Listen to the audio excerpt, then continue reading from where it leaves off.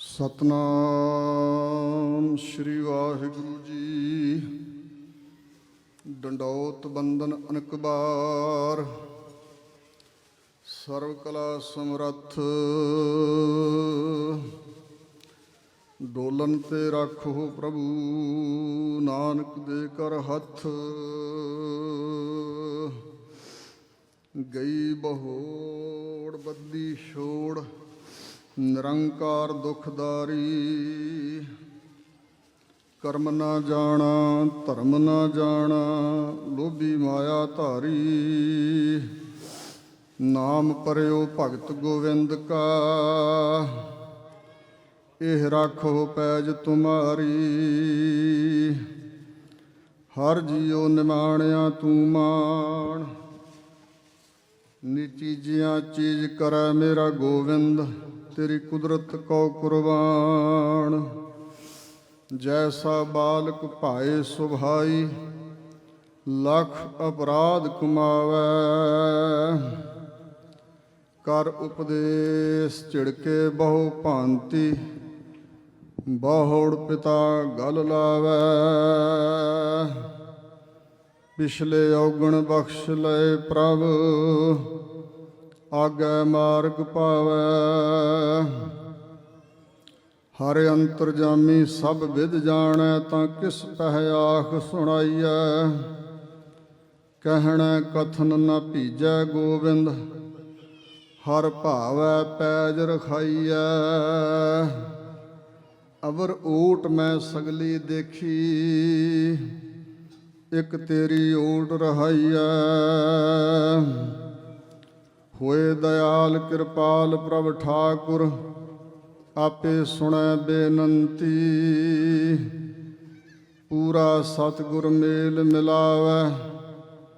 ਸਭ ਚੂਕੈ ਮਨ ਕੀ ਚਿੰਤੀ, ਹਰ ਹਰ ਨਾਮ ਔਖਦ ਮੁਖ ਪਾਇਆ। ਜਨ ਨਾਨਕ ਸੁਖ ਵਸੰਤੀ, ਪੰਜ ਪਿਆਲੇ ਪੰਜ ਪੀਰ। ਛੜਮ ਪੀਰ ਬੈਠਾ ਗੁਰ ਭਾਰੀ, ਅਰਜਨ ਕਾਇਆ ਪਲਟ ਕੈ ਮੂਰਤ। ਹਰ ਗੋਬਿੰਦ ਸਵਾਰੀ, ਚੱਲੀ ਪੀੜੀ ਸੋਢੀਆਂ। ਰੂਪ ਦਿਖਾਵਨ ਵਾਰੋ ਵਾਰੀ, ਦਲ ਭੰਜਨ ਗੁਰ ਸੂਰਮਾ। ਬੜ ਜੋਧਾ ਬਹੁ ਪਰਉਪਕਾਰੀ, ਪੁੱਛਨ ਸਿੱਖ ਅਰਦਾਸ ਕਰ। ਛੇ ਮਹਿਲਾਂ ਤੱਕ ਦਰਸ ਨਿਹਾਰੀ, ਅਗਮ ਅਗੋਚਰ ਸਤਿਗੁਰੂ। ਬੋਲੇ ਮੁਖ ਤੇ ਸੁਣੋ ਸੰਸਾਰੀ, ਕਲਯੁਗ ਪੀੜੀ ਸੋਢੀਆਂ। ਨੇਚਲ ਨੀਮ ਉਸਾਰ ਖਿਲਾਰੀ, ਜੁਗ ਜੁਗ ਸਤਿਗੁਰ ਧਰੇ ਅਵਤਾਰੀ। ਜੁਗ ਜੁਗ ਸਤਿਗੁਰ ਧਰੇ ਅਵਤਾਰੀ। ਗਰੀਬ ਨਵਾਜ ਪਤਿਤ ਪਾਵਨ ਭਗਤ ਵਸ਼ਲ, ਕਿਰਪਾ ਦੇ ਖਜ਼ਾਨੇ।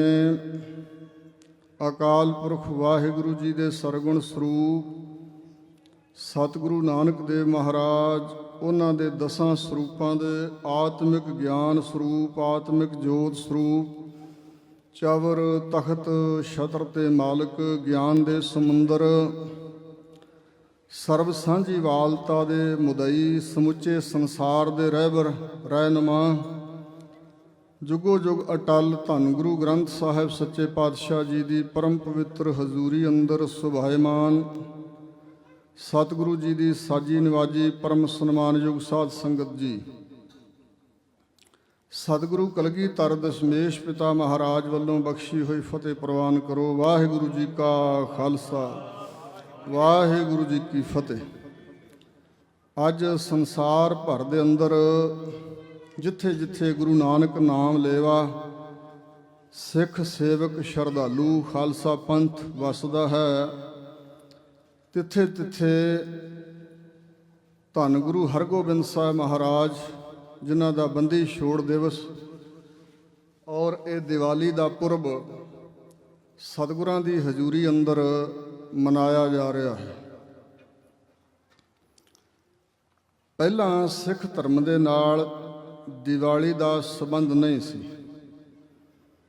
ਔਰ ਸ੍ਰੀ ਗੁਰੂ ਅਮਰਦਾਸ ਮਹਾਰਾਜ ਨੂੰ ਭਾਈ ਪਾਰੋ ਪਰਮਹੰਸ ਜੋ ਸੁਲਤਾਨਪੁਰ ਲੋਧੀ ਦੇ ਪਾਸ ਡੱਲਾ ਨਗਰ ਆ ਉੱਥੋਂ ਦੇ ਵਸਨੀਕ ਸਨ ਔਰ ਉਹਨਾਂ ਨੇ ਬੇਨਤੀ ਕੀਤੀ ਸੀ ਕਿ ਮਹਾਰਾਜ ਕੋਈ ਐਸਾ ਦਿਨ ਚੁਣ ਲਿਆ ਜਾਏ ਜਿਸ ਦਿਨ ਸਿੱਖ ਸੇਵਕ ਸਾਰੇ ਦੂਰੋਂ ਦੁਰਾਡਿਓਂ ਚੱਲ ਕੇ ਆਪ ਜੀ ਦੇ ਪਾਸ ਪੁੱਜਿਆ ਕਰਨ, ਸਿੱਖਾਂ ਦਾ ਭਰਾਤਰੀ ਭਾਵ ਆਪਸ ਵਿੱਚ ਬਣੇ।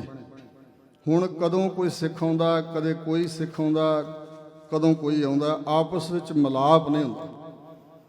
ਤਾਂ ਸਤਿਗੁਰੂ ਅਮਰਦਾਸ ਮਹਾਰਾਜ ਨੇ ਕਿਹਾ, ਭਾਈ ਪਾਰੋ ਜੀ ਬੜਾ ਪਰਉਪਕਾਰ ਵਾਲਾ ਬਚਨ ਤੁਸਾਂ ਕੀਤਾ, ਇਹ ਤੁਹਾਡੀ ਬੇਨਤੀ ਮਨਜ਼ੂਰ ਹੈ। ਤਾਂ ਸਤਿਗੁਰਾਂ ਨੇ ਵਸੋਏ ਦਾ ਦਿਨ, ਜਿਸ ਨੂੰ ਅਸੀਂ ਵਿਸਾਖੀ ਦਾ ਦਿਨ ਕਹਿੰਦੇ ਹਾਂ, ਇਹ ਦਿਨ ਪਹਿਲਾਂ ਨਿਯਤ ਕੀਤਾ ਗਿਆ। ਪਹਿਲਾ ਜੋੜ ਮੇਲਾ ਸ਼੍ਰੀ ਗੋਇੰਦਵਾਲ ਸਾਹਿਬ ਸਿੱਖ ਸੰਗਤਾਂ ਦਾ ਸ਼ੁਰੂ ਹੋਇਆ ਔਰ ਉਸ ਤੋਂ ਬਾਅਦ ਅੰਮ੍ਰਿਤਸਰ ਸਾਹਿਬ ਵਿਸਾਖੀ ਦਾ ਜੋੜ ਮੇਲਾ ਭਰਦਾ ਰਿਹਾ ਔਰ ਫਿਰ ਗੁਰੂ ਹਰਗੋਬਿੰਦ ਸਾਹਿਬ ਮਹਾਰਾਜ ਜਦੋਂ ਗਵਾਲੀਅਰ ਦੇ ਕਿਲ੍ਹੇ ਵਿੱਚੋਂ ਰਿਹਾ ਹੋਏ ਨੇ, ਉਦੋਂ ਬਾਬਾ ਬੁੱਢਾ ਜੀ ਦੀ ਅਗਵਾਈ ਵਿੱਚ ਅੰਮ੍ਰਿਤਸਰ ਸਾਹਿਬ ਦੀਵਾਲੀ ਦਾ ਜੋੜ ਮੇਲਾ ਸ਼ੁਰੂ ਹੋਇਆ ਔਰ ਫਿਰ ਸਤਿਗੁਰਾਂ ਦੇ ਹੁਕਮਨਾਮੇ ਸਾਹਿਬ ਵੀ ਮੌਜੂਦ ਨੇ ਜੋ ਸਿੱਖ ਸੰਗਤਾਂ ਕੋਲ ਪਹੁੰਚਦੇ ਰਹੇ ਕਿ ਸੰਗਤ ਨੇ ਦੀਵਾਲੀ ਦੇ ਪੁਰਬ 'ਤੇ ਪੁੱਜਣਾ ਜਾਂ ਵਿਸਾਖੀ ਦੇ ਪੁਰਬ 'ਤੇ ਸਾਰੀਆਂ ਸੰਗਤਾਂ ਨੇ ਪੁੱਜਣਾ ਹੈ। ਇਤਿਆਦਿਕ ਗਾਹੇ ਬਗਾਹੇ ਵੀ ਗੁਰਸਿੱਖ ਪਿਆਰੇ ਦੂਰੋਂ ਨੇੜੇ ਚੱਲ ਕੇ ਸਤਿਗੁਰਾਂ ਦੇ ਚਰਨਾਂ 'ਚ ਪੁੱਜਦੇ ਰਹੇ ਨੇ। ਪਰ ਇਹ ਦੀਵਾਲੀ ਅਤੇ ਵਿਸਾਖੀ ਦੇ ਦੋ ਜੋੜ ਮੇਲੇ ਖਾਸ ਕਰਕੇ ਗੁਰੂ ਘਰ ਵਿੱਚ ਇਹ ਪ੍ਰਚਲਿਤ ਹੋਏ ਤੇ ਇਕੱਤਰਤਾ ਹੋਣੀ ਸ਼ੁਰੂ ਹੋਈ। ਗੁਰੂ ਕੇ ਪਿਆਰਿਓ, ਕਾਰਨ ਕੀ ਬਣਿਆ ਕਿ ਛੇਵੇਂ ਪਾਤਸ਼ਾਹ ਗਵਾਲੀਅਰ ਦੇ ਕਿਲ੍ਹੇ ਵਿੱਚ ਗਏ? ਉਹਦੇ ਕਾਰਨ ਇਹ ਬਣੇ ਕਿ ਧੰਨ ਗੁਰੂ ਅਰਜਨ ਦੇਵ ਮਹਾਰਾਜ ਦੇ ਤਾਈ ਚੰਦੂ ਨੇ ਗ੍ਰਿਫਤਾਰ ਕਰਵਾਇਆ।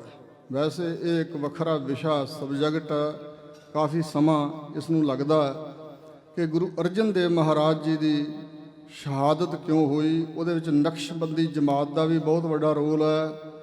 ਸਤਿਗੁਰਾਂ ਦੇ ਵੱਡੇ ਭਰਾਤਾ ਬਾਬਾ ਪਿਰਥੀ ਚੰਦ ਦਾ ਵੀ ਸਤਿਗੁਰਾਂ ਨੂੰ ਸ਼ਹੀਦ ਕਰਾਉਣ ਵਿੱਚ ਰੋਲ ਹੈ ਔਰ ਸ੍ਰੀ ਗੁਰੂ ਗ੍ਰੰਥ ਸਾਹਿਬ ਦੇ ਸਰੂਪ ਨੂੰ, ਧੁਰ ਕੀ ਬਾਣੀ ਨੂੰ ਰਲੇ ਤੋਂ ਬਿਨਾਂ ਰੱਖਣ ਵਿੱਚ ਸਤਿਗੁਰੂ ਮਹਾਰਾਜ ਨੇ ਇਸ ਖਾਤਰ ਵੀ ਸ਼ਹਾਦਤ ਦਿੱਤੀ ਆ। ਇਹ ਕਈ ਕਾਰਨ ਬਣੇ।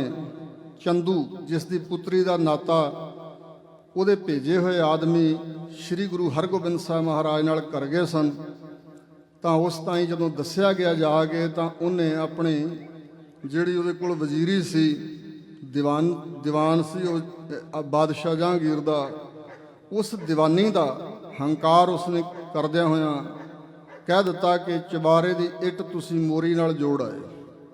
ਔਰ ਦਿੱਲੀ ਦੀਆਂ ਸਿੱਖ ਸੰਗਤਾਂ ਨੂੰ ਇਸ ਗੱਲ ਦਾ ਪਤਾ ਲੱਗ ਗਿਆ ਤਾਂ ਸੰਗਤਾਂ ਨੇ ਕੁਝ ਪ੍ਰੇਮੀਆਂ ਦੇ ਹੱਥ ਇੱਕ ਚਿੱਠੀ ਲਿਖ ਕੇ ਗੁਰੂ ਅਰਜਨ ਦੇਵ ਮਹਾਰਾਜ ਪਾਸ ਭੇਜੀ ਸੀ ਕਿ ਚੰਦੂ ਨੇ ਇੰਜ ਹੰਕਾਰ ਵਾਲੀ ਗੱਲ ਕਹੀ ਹੈ, ਗੁਰੂ ਘਰ ਨੂੰ ਮੋਰੀ ਤੇ ਆਪਣੇ ਆਪ ਨੂੰ ਚਬਾਰਾ ਦੱਸਿਆ। ਸਾਡੀ ਸੰਗਤਾਂ ਦੀ ਬੇਨਤੀ ਹੈ ਕਿ ਆਪ ਜੀ ਚੰਦੂ ਦੀ ਬੇਟੀ ਦਾ ਨਾਤਾ ਮੋੜ ਦਿਓ, ਨਾ ਮਨਜ਼ੂਰ ਕਰ ਦਿਓ। ਔਰ ਸਤਿਗੁਰੂ ਅਰਜਨ ਦੇਵ ਮਹਾਰਾਜ ਨੇ ਸਿੱਖ ਸੰਗਤਾਂ ਦਾ ਸਤਿਕਾਰ ਕਾਇਮ ਰੱਖਦਿਆਂ ਹੋਇਆਂ ਤੇ ਗੁਰੂ ਨਾਨਕ ਸਾਹਿਬ ਦੇ ਘਰ ਦੀ ਜਿਹੜੀ ਅਜ਼ਮਤ ਹੈ, ਮਹਾਨਤਾ, ਵਡਿਆਈ, ਉਸ ਨੂੰ ਕਾਇਮ ਰੱਖਦਿਆਂ, ਕਿਉਂਕਿ ਚੰਦੂ ਨੇ ਦੁਨਿਆਵੀ ਅਹੁਦੇ ਦਾ ਤੇ ਮਾਇਆ ਦਾ ਮਾਣ ਕੀਤਾ ਸੀ, ਇਸ ਕਰਕੇ ਸਤਿਗੁਰਾਂ ਨੇ ਉਹਦੇ ਰਿਸ਼ਤੇ ਨੂੰ ਠੁਕਰਾ ਦਿੱਤਾ। ਤੇ ਪੁਰਾਣੇ ਸਮਿਆਂ ਵਿੱਚ ਜਿਸ ਦੀ ਲੜਕੀ ਦਾ ਰਿਸ਼ਤਾ ਹਟ ਜਾਏ, ਰੋਕ ਦਿੱਤਾ ਜਾਏ, ਠੁਕਰਾ ਦਿੱਤਾ ਜਾਏ ਤੇ ਦੁਬਾਰਾ ਥੋੜ੍ਹੀ ਕੀਤਿਆਂ ਉਹਦਾ ਰਿਸ਼ਤਾ ਨਹੀਂ ਸੀ ਕਿਤੇ ਹੁੰਦਾ। ਇਸ ਖਿਆਲ ਨਾਲ ਫਿਰ ਜਦੋਂ ਸਤਿਗੁਰਾਂ ਦਾ ਸੁਨੇਹਾ ਪਹੁੰਚਿਆ ਚੰਦੂ ਨੂੰ ਤਾਂ ਉਹ ਅੱਗ ਬਗੋਲਾ ਹੋ ਗਿਆ ਵੀ ਮੇਰੀ ਤੋਹੀਨ ਕੀਤੀ ਆ ਗੁਰੂ ਕਿਆਂ ਨੇ। ਤਾਂ ਫਿਰ ਉਹ ਵੀ ਤੱਤਾ ਹੋ ਗਿਆ ਤੇ ਮੈਂ ਗੁਰੂ ਅਰਜਨ ਦੇਵ ਜੀ ਤੋਂ ਬਦਲਾ ਲਵਾਂਗਾ। ਇਤਿਆਦਿਕ ਬਾਦਸ਼ਾਹ ਦੇ ਕੰਨ ਭਰੇ, ਭਾਵੇਂ ਕਿ ਤੌਜ਼ਕ-ਏ ਜਹਾਂਗੀਰੀ ਨਾਂ ਦੀ ਕਿਤਾਬ ਵਿੱਚ ਜਹਾਂਗੀਰ ਦੀ ਆਪਣੀ ਲਿਖਤ ਹੈ ਕਿ 2-3 ਪੀੜ੍ਹੀਆਂ ਤੋਂ ਦਰਿਆਏ ਬਿਆਸ ਦੇ ਕੰਢੇ ਤੇ ਇਹ ਕੂੜ ਝੂਠ ਦੀ ਦੁਕਾਨ ਚੱਲ ਰਹੀ ਸੀ, ਜਿਸ ਦੇ ਪ੍ਰਚਾਰ ਕਰਕੇ ਜਿਹੜੇ ਹਿੰਦੂ ਸਨ ਉਹ ਤਾਂ ਸਿੱਖ ਬਣ ਹੀ ਰਹੇ ਸੀ, ਕੁਝ ਭੋਲੇ ਭਾਲੇ ਜਾਂ ਭਰਮੇ ਭਟਕੇ ਮੁਸਲਮਾਨ ਵੀ ਉਹਨਾਂ ਦੇ ਸਿੱਖ ਬਣ ਰਹੇ ਸੀ। ਤੇ ਮੈਂ ਇਸ ਦੁਕਾਨ ਨੂੰ ਬੰਦ ਕਰਨਾ ਚਾਹੁੰਦਾ ਸੀ। ਇਹ ਲਿਖਤ ਬਾਅਦ ਵਿੱਚ ਪ੍ਰਗਟ ਹੋਈ ਹੈ ਕਿ ਉਸ ਜਹਾਂਗੀਰ ਬਾਦਸ਼ਾਹ ਦੀ ਆਪਣੀ ਇਹ ਲਿਖਤ ਹੈ, ਤੁਜ਼ ਕੇ ਜਹਾਂਗੀਰੀ ਉਹਦਾ ਨਾਮ। ਖੈਰ ਮੁੱਕਦੀ ਗੱਲ ਕਿ ਸ੍ਰੀ ਗੁਰੂ ਅਰਜਨ ਦੇਵ ਮਹਾਰਾਜ ਜੀ ਦੀ ਗ੍ਰਿਫਤਾਰੀ ਦੇ ਵਾਰੰਟ ਜਾਰੀ ਹੋਏ ਤਾਂ ਸਤਿਗੁਰੂ ਜੀ 1606 ਨੂੰ ਮਈ ਦੇ ਮਹੀਨੇ ਹਜ਼ੂਰ ਅੰਮ੍ਰਿਤਸਰ ਸਾਹਿਬ ਤੋਂ ਲਾਹੌਰ ਵੱਲ ਨੂੰ ਰਵਾਨਾ ਹੋਏ। 5 ਸਿੱਖ ਸਤਿਗੁਰੂ ਜੀ ਨਾਲ ਲੈ ਕੇ ਗਏ ਨੇ। ਭਾਈ ਪੈੜਾ, ਭਾਈ ਲੰਗਾਹ, ਭਾਈ ਬਿਧੀ ਚੰਦ ਆਦਿਕ, ਭਾਈ ਜੇਠਾ, ਭਾਈ ਪੁਰਾਣਾ ਜੀ 5 ਸਿੱਖ ਸਤਿਗੁਰਾਂ ਦੇ ਨਾਲ ਗਏ ਸਨ ਔਰ ਹਜ਼ੂਰ ਨੂੰ ਚੰਦੂ ਦੀ ਹਵੇਲੀ ਵਿੱਚ ਰੱਖਿਆ ਗਿਆ ਔਰ ਚੰਦੂ ਦੀ ਨਿਗਰਾਨੀ ਵਿੱਚ ਔਰ ਲਾਹੌਰ ਦਾ ਜਿਹੜਾ ਸੂਬੇਦਾਰ ਸੀ ਮੁਰਤਜ਼ਾ ਖਾਨ, ਉਸ ਦੀ ਆਗਿਆ ਨਾਲ ਸ੍ਰੀ ਗੁਰੂ ਅਰਜਨ ਦੇਵ ਮਹਾਰਾਜ ਤੇ ਤਸ਼ੱਦਦ ਹੋਇਆ। ਤਤੀ ਤਵੀ ਤੇ ਬਿਠਾਇਆ ਗਿਆ, ਤਸੀਹੇ ਦਿੱਤੇ ਗਏ ਕਿ ਕਿਸ ਤਰ੍ਹਾਂ ਝੁਕ ਜਾਣ। ਪਰ ਸ੍ਰੀ ਗੁਰੂ ਅਰਜਨ ਦੇਵ ਜੀ ਉਹਨਾਂ ਨੇ ਸਾਨੂੰ ਸਬਕ ਪੜ੍ਹਾਉਣਾ ਸੀ, ਕਿਉਂਕਿ ਮੁਖ ਤੋਂ ਬੋਲੇ ਹੋਏ ਬਚਨਾਂ ਦੇ ਨਾਲ ਨਹੀਂ ਸੰਸਾਰ ਦਾ ਭਲਾ ਹੁੰਦਾ। ਅਸਲ ਵਿੱਚ ਅੰਦਰਲੀ ਅਵਸਥਾ ਕਰਕੇ ਹੀ ਭਲਾ ਹੁੰਦਾ। ਜਿਸ ਦੇ ਕੋਲ ਕੁਝ ਹੋਵੇ ਔਰ ਉਹਦੀ ਕਰਨੀ ਮਹਾਨ ਹੋਵੇ ਤੇ ਫਿਰ ਉਹਦੇ ਦੁਆਰਾ ਹੀ ਪੂਰਨੇ ਪੈਂਦੇ ਨੇ। ਸਤਿਗੁਰੂ ਅਰਜਨ ਦੇਵ ਜੀ ਨੂੰ ਤਾਂ ਹੀ ਸ਼ਹੀਦਾਂ ਦੇ ਸਰਤਾਜ ਕਿਹਾ ਜਾਂਦਾ ਹੈ। ਆਪ ਜੀ ਨੇ ਸ੍ਰੀ ਗੁਰੂ ਗ੍ਰੰਥ ਸਾਹਿਬ ਦੇ ਸਰੂਪ ਨੂੰ, ਧੁਰ ਕੀ ਬਾਣੀ ਨੂੰ ਰਲੇ ਤੋਂ ਬਿਨਾਂ ਰੱਖਣ ਲਈ ਔਰ ਕਿਸੇ ਦੀ ਅਧੀਨਗੀ ਪ੍ਰਵਾਨ ਨਾ ਕਰਦਿਆਂ ਹੋਇਆਂ ਜੋ ਲਾਹੌਰ ਵਿਖੇ ਸ਼ਹਾਦਤ ਦਿੱਤੀ ਔਰ ਤੁਰਨ ਲੱਗਿਆ, ਅੰਮ੍ਰਿਤਸਰ ਸਾਹਿਬ ਤੋਂ ਤੁਰਨ ਲੱਗੇ ਬਚਨ ਕਰ ਗਏ ਸੀ ਕਿ ਬੇਟਾ ਜੀ ਅਸੀਂ ਜ਼ੁਲਮ ਦਾ ਟਾਕਰਾ ਸਬਰ ਦੁਆਰਾ ਕਰਾਂਗੇ, ਜ਼ਬਰ ਦਾ ਟਾਕਰਾ ਸਬਰ ਦੁਆਰਾ, ਔਰ ਸਾਡੀ ਸ਼ਹਾਦਤ ਹੋਵੇਗੀ, ਸਾਡਾ ਲੱਗੇਗਾ ਸੀਸ, ਇਹ ਨਿਸ਼ਚਾ ਹੈ ਆਇਆ। ਇਹ ਪੁਰਾਤਨ ਸਮੇਂ ਦੇ ਗ੍ਰੰਥਾਂ ਦੇ ਵਚਨ ਨੇ। ਅਸੀਂ ਹੁਣ ਵਾਪਸ ਨਹੀਂ ਆਵਾਂਗੇ, ਸਾਡੀ ਸ਼ਹਾਦਤ ਹੋਏਗੀ ਔਰ ਤੁਸੀਂ ਹੁਣ ਇਸ ਜ਼ਬਰ ਦਾ ਟਾਕਰਾ ਸ਼ਸਤਰਧਾਰੀ ਹੋ ਕੇ ਕਰਨਾ ਹੈ। ਔਰ ਮੇਰੀ ਸਦਾ ਕੋ ਦਵਾਨਾ ਤੋਂ ਮੁਮਕਿਨ ਹੈ, ਮੇਰੇ ਹਰ ਗੋਬਿੰਦ ਕੀ ਤਲਵਾਰ ਕੌਣ ਰੋਕੇਗਾ। ਇਹ ਵਚਨ ਲਿਖਾਰੀਆਂ ਲਿਖੇ ਨੇ। ਔਰ ਸ੍ਰੀ ਗੁਰੂ ਅਰਜਨ ਦੇਵ ਮਹਾਰਾਜ ਦੀ ਸ਼ਹਾਦਤ ਤੋਂ ਬਾਅਦ ਜਦੋਂ ਸਮਾਂ ਸੀ ਕਿ ਗੁਰਗੱਦੀ ਦਾ ਤਿਲਕ ਲੱਗਣਾ ਸੀ ਸ੍ਰੀ ਗੁਰੂ ਹਰਗੋਬਿੰਦ ਸਾਹਿਬ ਮਹਾਰਾਜ ਨੂੰ, ਅਜੇ 11 ਵਰ੍ਹਿਆਂ ਦੀ ਉਮਰ ਨਹੀਂ ਸੀ ਹੋਈ ਸ੍ਰੀ ਗੁਰੂ ਹਰਗੋਬਿੰਦ ਸਾਹਿਬ ਜੀ ਦੀ। ਔਰ ਜਿਸ ਵੇਲੇ ਸਹਿਜ ਪਾਠ ਦਾ ਭੋਗ ਬਾਬਾ ਬੁੱਢਾ ਜੀ ਤੋਂ ਪਵਾਇਆ ਗੁਰੂ ਅਰਜਨ ਦੇਵ ਜੀ ਦੇ ਨਿਮਿਤ, 5 ਘੋੜੇ, 1 ਹਾਥੀ, 500 ਸੋਨੇ ਦੀ ਮੋਹਰ ਤੇ ਬਹੁਤ ਮਹਿੰਗਾ ਪੁਸ਼ਾਕਾ ਬਾਬਾ ਜੀ ਨੂੰ ਗੁਰੂ ਹਰਗੋਬਿੰਦ ਸਾਹਿਬ ਨੇ ਭੇਟਾ ਕੀਤਾ ਭੋਗ ਸਮੇਂ। ਤੇ ਆਪ ਸਾਰਾ ਪਾਠ ਬੈਠ ਕੇ ਸੁਣਦੇ ਰਹੇ ਨੇ ਸ੍ਰੀ ਗੁਰੂ ਹਰਗੋਬਿੰਦ ਸਾਹਿਬ। ਭੋਗ ਪਿਆ, ਇਹ ਉਸ ਵੇਲੇ ਦੀਵਾਨ ਸਜਿਆ ਤਾਂ ਉਸ ਵੇਲੇ ਸਤਿਗੁਰੂ ਹਰਗੋਬਿੰਦ ਸਾਹਿਬ ਮਹਾਰਾਜ ਨੂੰ ਫਿਰ ਗੁਰਗੱਦੀ ਦਾ ਤਿਲਕ ਦੇਣ ਲੱਗੇ ਬਾਬਾ ਬੁੱਢਾ ਜੀ, ਕਿਉਂਕਿ ਬਾਬਾ ਜੀ ਨੂੰ ਇਹ ਸ੍ਰੀ ਗੁਰੂ ਅਰਜਨ ਦੇਵ ਮਹਾਰਾਜ, ਗੁਰੂ ਨਾਨਕ ਦੇਵ ਮਹਾਰਾਜ ਦੇ ਸਮੇਂ ਤੋਂ ਵਰ ਪ੍ਰਾਪਤ ਸੀ ਕਿ ਬੁੱਢਿਆ ਤੇਥੋਂ ਕਦੇ ਓਲੇ ਨਾ ਹੋਸਾਂ। ਤੇ ਵਡਿਆਈ ਇਹਨਾਂ ਨੂੰ ਦਿੱਤੀ ਗਈ ਸੀ ਕਿ ਗੁਰੂ ਸਾਹਿਬ ਜੀ ਨੂੰ ਤਿਲਕ ਦੀ ਸੇਵਾ ਬਾਬਾ ਬੁੱਢਾ ਜੀ ਨਿਭਾਇਆ ਕਰਦੇ ਸੀ, ਗੁਰੂ ਅੰਗਦ ਦੇਵ ਜੀ ਤੋਂ ਲੈ ਕੇ ਹੁਣ ਤੱਕ। ਔਰ ਉਸ ਵੇਲੇ ਬਾਬਾ ਬੁੱਢਾ ਜੀ ਜਿਸ ਵੇਲੇ ਆਪ ਜੀ ਨੂੰ ਗੁਰਗੱਦੀ ਦਾ ਤਿਲਕ ਦੇਣ ਲੱਗੇ ਤਾਂ ਮੰਜੀ, ਸੇਲੀ, ਟੋਪੀ, ਮਾਲਾ ਆਦਿ ਪਹਿਨਾਉਣੀਆਂ ਸਨ, ਤਿਲਕ ਲਾਉਣਾ ਸੀ। ਇਹ ਰਵੀਤ ਸੀ, ਰਵਾਇਤ ਸੀ ਸੰਸਾਰ ਦੇ ਅੰਦਰ। ਉਸ ਵੇਲੇ ਸ੍ਰੀ ਗੁਰੂ ਹਰਗੋਬਿੰਦ ਸਾਹਿਬ ਨੇ ਕਿਹਾ, ਬਾਬਾ ਜੀ ਮੰਜੀ ਸ੍ਰੀ ਗ੍ਰੰਥ ਸਾਹਿਬ ਵਾਸਤੇ ਔਰ ਸਾਡੇ ਲਈ ਦੋਹਰਾ ਦਸਤਾਰਾ ਦਮਾਲਾ, ਜਿਗਾ ਕਲਗੀ ਔਰ 2 ਤਲਵਾਰਾਂ ਮੀਰੀ ਪੀਰੀ ਦੀਆਂ ਧਾਰਨ ਕਰਾਓ। ਔਰ ਜਿਹੜਾ ਵਿਦਵਾਨਾਂ ਨੇ ਕਈਆਂ ਲਿਖ ਦਿੱਤਾ ਵੀ ਪ੍ਰਚਲਿਤ ਕਰ ਦਿੱਤੀ ਗੱਲ ਵੀ ਭੁਲੇਖੇ ਨਾਲ ਬਾਬਾ ਜੀ ਕੋਲੋਂ ਸੱਜੇ ਪਾਸੇ ਨੂੰ ਤਲਵਾਰ ਪਹਿਨਾਈ ਗਈ ਤੇ ਫਿਰ ਸਿੱਖਾਂ ਦੇ ਕਹਿਣ ਤੇ ਫਿਰ ਖੱਬੇ ਪਾਸੇ ਨੂੰ ਦੂਜੀ ਤਲਵਾਰ ਪਹਿਨਾ ਦਿੱਤੀ ਗਈ। ਇੰਜ ਨਹੀਂ ਹੋਇਆ। ਇਹ ਸ੍ਰੀ ਗੁਰੂ ਹਰਗੋਬਿੰਦ ਸਾਹਿਬ ਮਹਾਰਾਜ ਤੇ ਬਾਬਾ ਬੁੱਢਾ ਜੀ ਹੀ ਅੰਤਰਾਤਮੇ ਦੋਨੋਂ ਜਾਣਦੇ ਸਨ। ਉਹ ਵੀ ਬ੍ਰਹਮ ਗਿਆਨੀ ਸਨ ਤੇ ਸ੍ਰੀ ਗੁਰੂ ਹਰਗੋਬਿੰਦ ਸਾਹਿਬ ਮਹਾਰਾਜ ਵੀ ਜਾਣਦੇ ਨੇ ਕਿ ਸਾਡੀ ਡਿਊਟੀ ਕੀ ਹੈ, ਅਕਾਲ ਪੁਰਖ ਵੱਲੋਂ ਕੰਮ ਕਿਹੜੇ ਕਰਨਾ।